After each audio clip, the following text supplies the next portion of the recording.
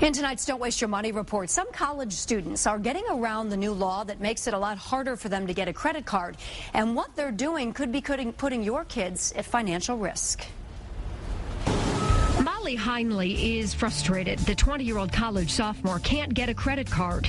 I don't really have anyone that could co-sign, so I can apply for a million credit cards, but they're never going to give me one. That's because when the Federal Credit Card Act went into effect, it restricted anyone under 21 from getting a credit card unless they have someone over 21 co-sign for it, or they can prove they have a source of income. The hypothesis behind that provision of the Card Act was to make sure that consumers who are under 21, who are generally in school, do not have high-paying jobs, did not get into an excessive amount of credit card debt. But some college students, experts say, are finding loopholes and creating ways to get around this. They're actually finding classmates who are, in fact, over 21 and do qualify under the Card Act rules to co-sign for them. One web advice column even fielded a question from an over 21-year-old student asking if he should start charging students to co-sign, thinking he'd make money doing it.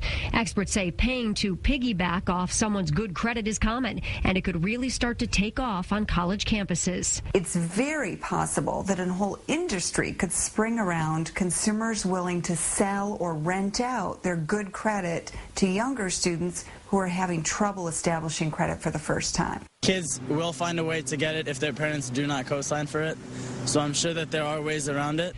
If you are considering signing off for someone under 21, you need to remember there is no such thing as safe co-signing.